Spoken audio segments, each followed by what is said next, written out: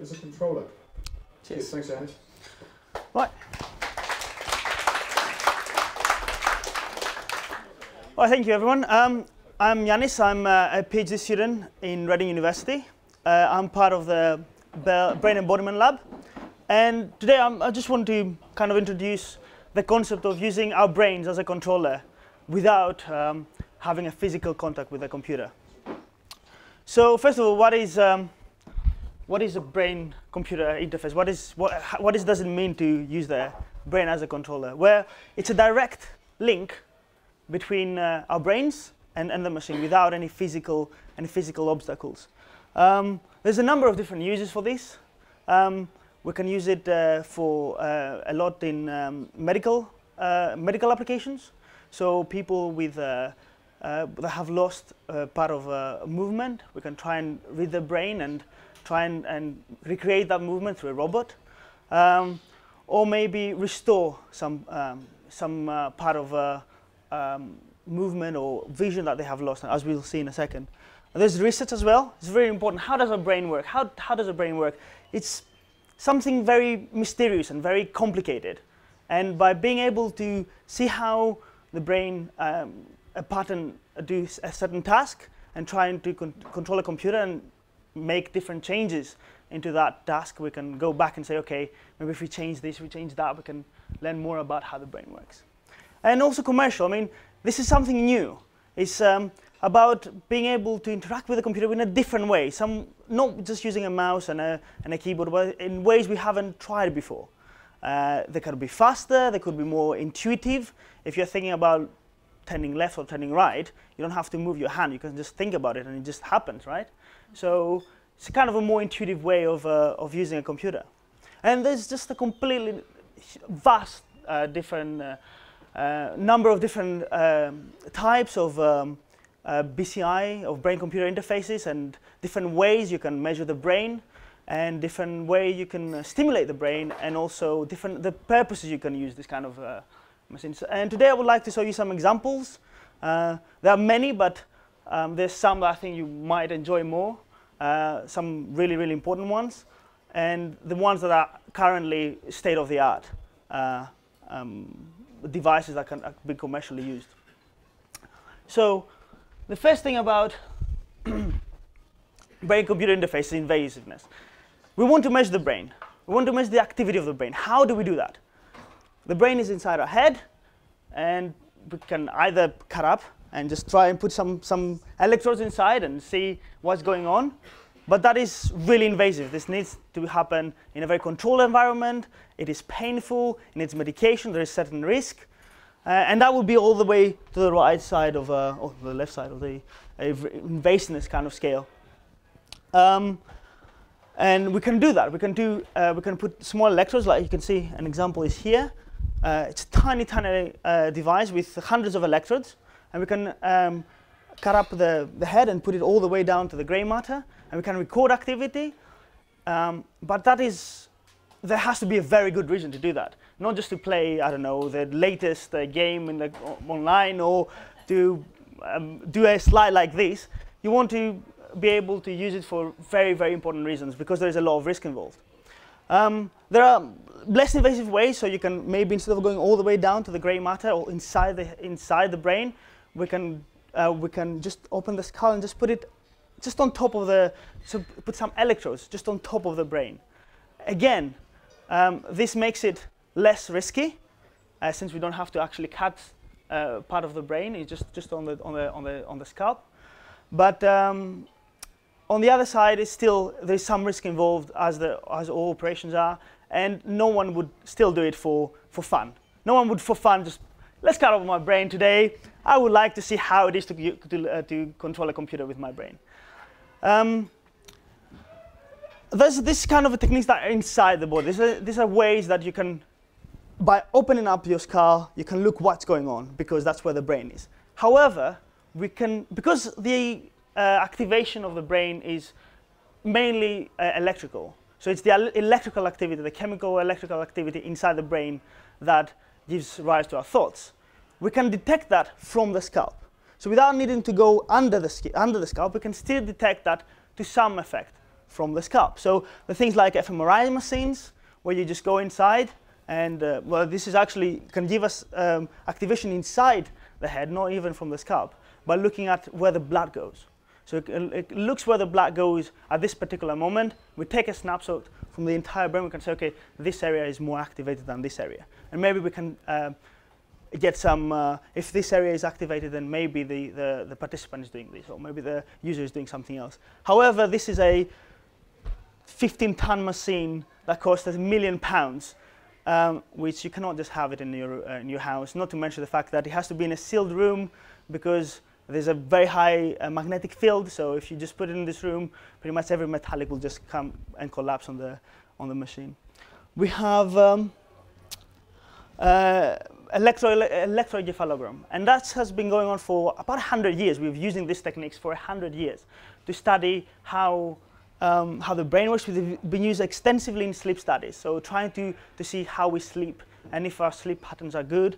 But very recently, we're trying to see, okay, we can actually use them in real life and in real time to control a computer, because what we are looking at is the sum of electrical activity underneath our scalp from the brain. So we look at a column of our brain, it creates some electrical activity, and that can be picked up by an electrode on the scalp without needing to actually cut up. So this is, you need some gel, yes, and your hair look messy afterwards. But other than that, it's pretty straightforward. You don't need, there's no pain involved, there's no discomfort involved. It's just putting a cap on exactly like this, and then you can straight away look at the brain. And it becomes easier and easier, and we'll see today, hopefully, if the demo goes well, how you can do that without even any gel. You just plug in a device on your head, and you can see what's going on under your head. And finally, you can even look at the muscle activity. I know this is not exactly brain activity, but it's the signals that go down from your brain to your muscles to control your muscles. And we can learn a lot from that. We can learn a lot from that before we even start a specific action. So again, that is something we can use with our movements in order to make a very intuitive tool to use. So for the first example, this is an eye implant to restore vision. So this was done a few years back. This is a device called Argus 2. And what they have is, this is very specific. This is for very specific disease in the eye, and the people lose sight. And what they do is they put an implant on the eye. So this is very invasive. They have to do the implant on the eye. And then they have these glasses, which have a camera in the middle. And the camera gets through a decoder, and wirelessly, it activates the implant in the eye. And that activates the neurons in the back of the eye, and then the participant who couldn't see before can see something. So I'll have a video of how this works. This woman was totally blind, but with a bionic eye she can see. Scientists who videoed these tests found almost 3/4 of patients fitted with an electronic implant in their eye can make out large letters. Some can read words.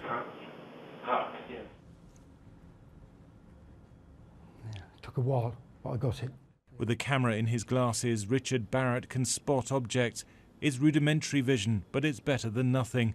When I'm indoors and I can look around and scan around and see where the windows are, and where to go to the door, you can scan and pick up where the door frame is. If you've got a path and you've got grass on the side, then you can pick up the edge of the path with the grass, so to speak. That's where it comes into its own. The device, called Argus 2, works by sending pictures from the camera wirelessly through the skull to a receiver on the outside of the eyeball. This relays the images to an electronic chip on the retina, which then fires a pixelated image up to the brain, allowing the person to see a rough outline of objects. Right. So that was one invasive way that you can look at the brain, and you can look at activity in the neurons, even in the eyes, and you can start. Actually, this is a feedback device, so it actually puts from the environment, it puts back some signals into the brain. So this is not just you controlling a device; it's the world controlling back to you. It's giving you new feedback in order to restore something, some vision, or maybe hearing, or number of different things. This is more recent, and this is really, really interesting. This is a woman who is quadriplegic. She has no movement below her neck. What we use this ECOG, so this is a device that goes under the scalp. So this is quite invasive again. We have to go under the scalp, and we put a very dense array of electrodes that can read the activity. And they are specifically in the brain around where the motor cortex is, about where we believe that, we know there's a lot of evidence that shows that most of the activity that corresponds to movement stems from there. So we can decode movement by reading activity of the brain in those areas. And that's exactly what they did. And what they wanted to do is they had a mechanical robot, and they were trying to use the brain activation that they could measure to move that robot and to do quite intricate movements, and also to use it as a tool for the woman to be able to feed herself. And there's a very, very nice video. This is research from Pittsburgh University. I just can't stop smiling. It's so cool. I'm moving things. I have not moved things for about 10 years. Yay. All right. There we go. Very fast. Okay. Initially, we started out with her doing three-dimensional control of the hand, and so she's controlling the endpoint position of the arm, moving forward, backward, up, down, left and right, that kind of thing. And so since she was making good progress with that, we decided to try to add in orientation of the wrist, so rotating in all three directions, and then also adding in grasp. So that's where we're sort of focusing now on 7-dimensional control of this endpoint position, orientation and grasp, and sort of really working on interacting with objects and being able to move them around her environment. Wrist counterclockwise. I used to have to think up, clockwise, down, forward, back. Now I just look at the target and Hector goes there. It's not a matter of thinking which direction anymore. It's just I want to do that, and my brain knows what things to move to make that happen. Right now, all Jan is doing is imagining moving the arm exactly where she wants the arm to go, just like you or I would control our own arm. What we've done, interestingly, with Jan is that normally the computer controls a little bit and Jan controls a little bit. At least that's how we started. Jan didn't want to know when we switched the computer control off. She didn't want to know when we weren't assisting her in the task. And almost as soon as she said that, we flipped all the controls off, so we gave her complete control of the arm, and then she controlled it perfectly. Yay! That was incredible. 20 out of 20. You made that look like training. Now I'm performing the computer because it doesn't usually do more than 19. There are things I regret not doing when I was 8. So again, this shows how many signals we can, and how much we can get from just reading a very small area of the brain. We're talking about the only 2 sensors there with hundreds of electrodes, but they're just in those, they're only situated in those 2 areas of the brain. This represents a very, very small area of the brain, and only the surface. This is just the surface of the brain. We're not talking about deep brain, we're just looking at the surface of the brain. And we can already get all this information about movement, about direction, about grasp, and how much force you want to use. And this is interesting. This is really, really great research, and it allows people to regain the movement and regain their independence. But again, this is not something that you can use in an everyday life, because you cannot just have holes in your head. It needs to get better. It needs to get less invasive, because this is only for high risk. This is high risk surgery. It's not done for recreational reasons. It's not done for just for the hell of it. You have to have a good reason to do it. And although it is very, very, very important, it shows how much we can do, it still is difficult to use in an everyday life. It's difficult to use for long periods. So moving on to less invasive techniques now. So I was talking about EEG, and EEG is brilliant because it reads the activity from the scalp. So we don't need to do anything else. We don't need to go. You don't need to go to the doctor. Anyone can pretty much just strap on a cap and just start using it. There's a number of different techniques and devices, and you can look at magnetic activation or electrical activation. There's also the fMRI techniques, but as I said, it's much more difficult to do it on an everyday life. But what I'll try today is to use one of these devices. So this is exactly like these two. It's an EEG cap, only it's a commercial one. It costs less than £150 and or around that, and it has about 16 electrodes, which you can just put it on your head, and it will start measuring the electrical activity of your scalp, which is based upon what is happening in the column of brain directly below the electrode. It's not very accurate. It's not as accurate as the other is, but we can still do quite a lot just by looking at something so simple. This is not research equipment. This is commercial equipment. This is cheap equipment that pretty much everyone can use. And hopefully, I'll demonstrate today that it can be done in a few minutes. So let's see how that will work out. Right. There we go. So as you can see, there are a number of different. All of these are the different electrodes that are on the device, and we see the signal, how good the signal is, because there's hair and there is number of different obstacles in order to go to the scalp. And if there's a high resistance between the electrode and the scalp, you get not as good a signal. But right now we're getting okay, so it's not too bad. So let's see if we can see anything here. So if I blink, hopefully, no? You're spending a bunch of this week, so we can't see it. Oh, sorry. There we go.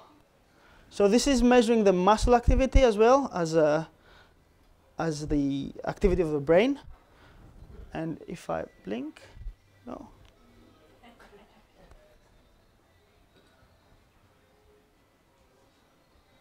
It kind of. There we go. Let's try getting the.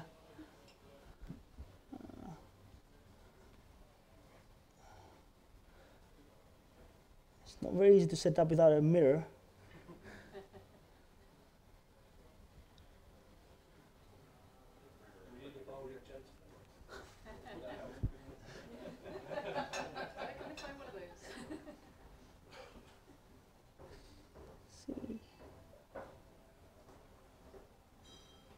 Go.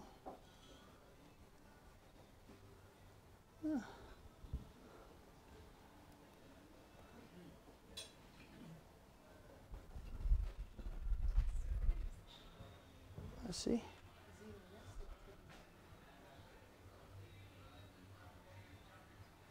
So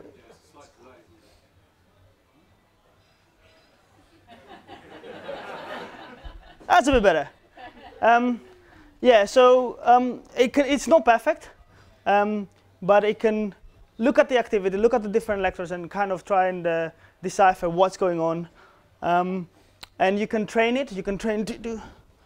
I'm not gonna try that. We're just gonna training. So I just show you how it can be done, but you can start training. For example, this is just the neutral.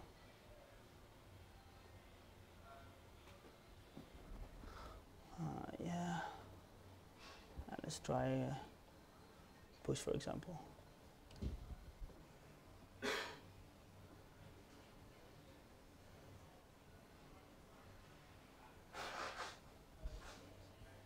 Let's try if I can do that.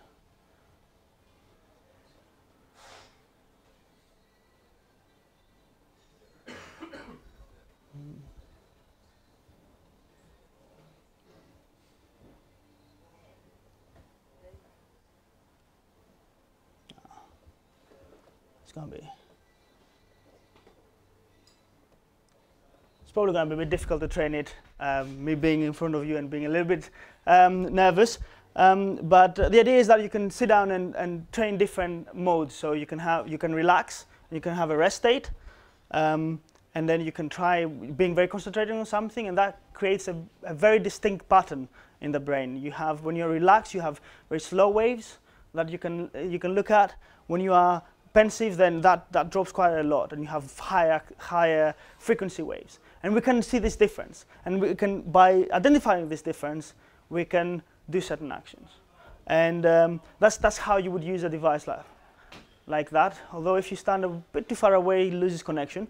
But yeah, this is kind of the way that you can use a commercial device like that, put a little bit more than half an hour in, and all of a sudden you can just start using muscle activation and also different states, different emotional states in order to control the computer without moving. Just to see some examples of these, we can look at not here.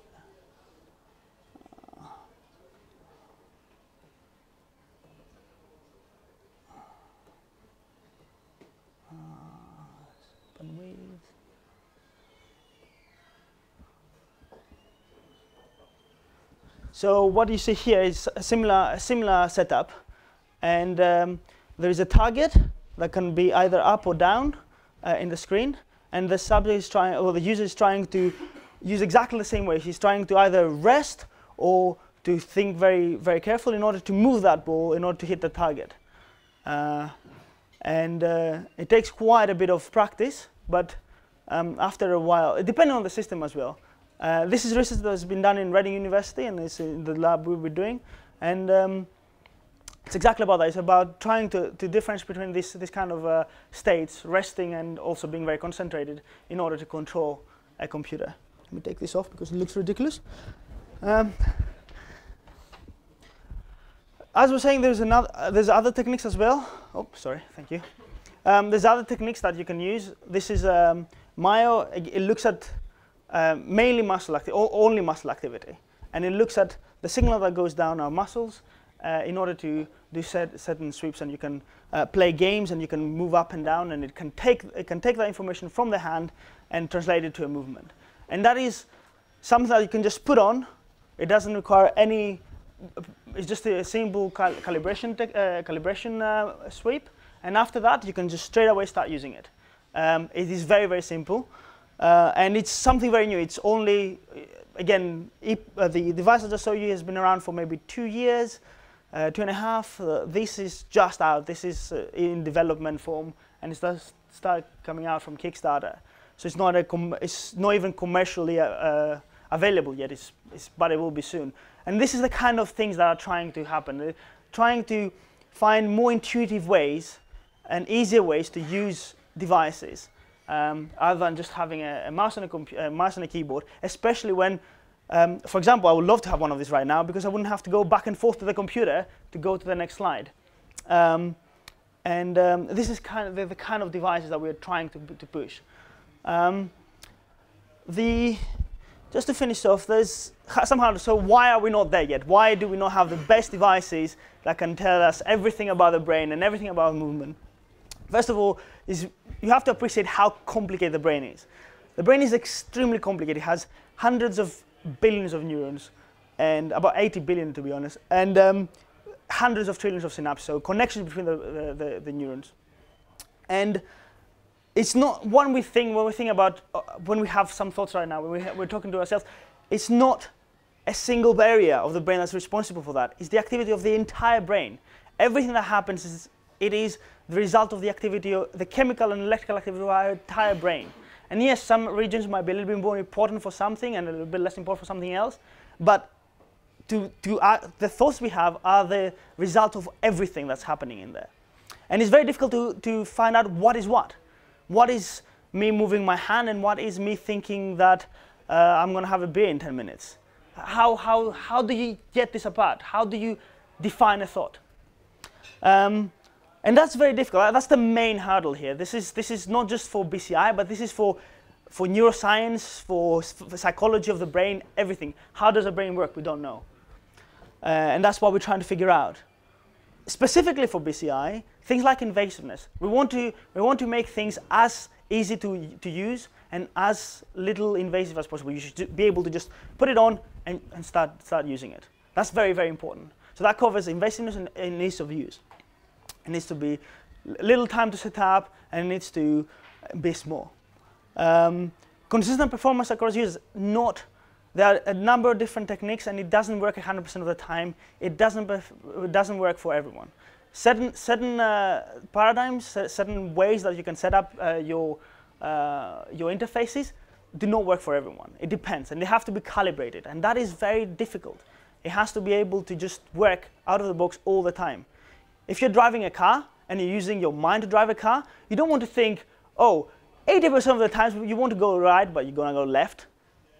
You don't want to accelerate instead of decelerating. That has to be 100% accurate. Otherwise, no one's going to use it. And that's one of the hurdles, being 100% accurate and always right. And working for everyone. Needing to train, and also how much time does it take? You will see there was some delay between me blinking my eyes when I got it working till the actual avatar was blinking its eyes. That delay has to be minimal. And it's great because if we actually take the signal itself, it's before the movement. So if we want to do something that's movement specific, like steering a wheel, we will have thought about it before we actually started. Even a second before, we can now figure out that someone wants to move. A second before the person is moving, we can tell that that person wants to move. And that is a long time before that happens. And that would be great for things like braking, for things like that are time dependent. Devices like that would be really, really useful. And being able to get that response time as low as possible is one of the hurdles of BCI. And finally, what is the future? What is likely the future of BCI? So in the shortest term, well, there is already a use in clinical use, and it will be likely be used more and more and more. It has great applications, and there are many things that you can start doing with this kind of device, and that will increase a lot. Already, the device I was talking about, the very first example I gave with the Argus, the vision system, that is now being used for patients, and people are applying to use it. And you saw the other video with the quadriplegic woman. That will be a way of trying to help with this kind of issues. Also, people with stroke, we're trying to measure what's going on and trying to rehabilitate. So if you can see the movement in the head and you can have some assistive movement, then you can start using better rehabilitation techniques. Because right now, you ask the participant, the patient to think that they're moving, and then someone tries to move the hand at the same time. But if you can see that the person wants to move right now, and you have a robot that does that, that's much better for rehabilitation. And that is being used in research, but it's being used in patients more and more. Commercialized. I'm sure that there are some commercial applications. Gaming is very big, but things like, if you heard about the Google glasses, right? This is an augmented reality device. You wear some glasses and you see a screen while you see everyone else as well. And it's not easy. You probably will use it on your everyday life. And being able to interact with that without having to have a keyboard and a mouse is very important. And if you have devices that can read your thoughts, you can read your actions really, not your thoughts, and be able to interact with that device without needing something physical, that is really important. And that is most likely what the killer's application of this kind of technology is going to be, in applications where you need to be away from office or when you don't want to use a physical approach. Long term, really it's precise motor control. We're trying to get to motor control, especially as with less evasive techniques. So trying to get motor control with a device like the Epoch, for example. Trying to get motor control with as little things in our head as possible, and that is difficult. But that long term, hopefully we should be able to find the ways to decode this kind of information. Goal, speed of the movement, all this is about research and about trying to find how the brain encodes this kind of information. And finally, this is long term, so we're talking about many, many years. But things like thinking language to speech. So instead of speech to text, you have just thinking about it and just having it in text. That is kind of a sci-fi idea, and we have some things that can get us to there. We have certain studies from fMRI that they were showing pictures and trained the machine in order to, and then they could tell from the brain activation what kind of pictures the user was being shown. And also with letters, we're trying to do that. We're trying to figure out specific patterns that we can identify from brain activation. But again, that is very, very difficult because it's very difficult to see what pattern and how thoughts can be translated to speech. And maybe person-to-person thought transmission. You think something and you can straight away transmit to someone else. Is that possible? Maybe. We like to think it is, but this is kind of what we're pushing towards. But this is, again, food for thought, really, not for tomorrow. So, a few final things, and it's all done. First of all, brains are immensely complex structures, and that is not to be convened with. But we cannot read our minds, absolutely not. Not yet, at least. But we can find specific patterns that do very specific things, or at least we can correlate these patterns with those specific things.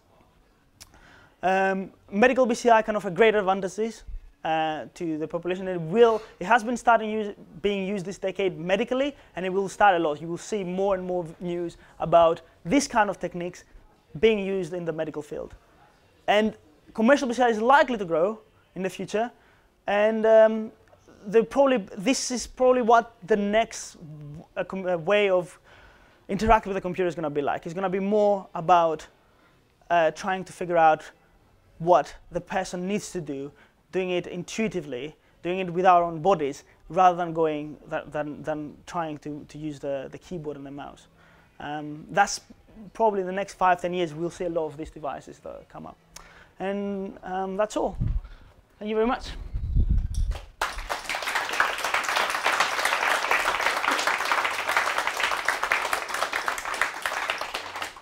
Any questions?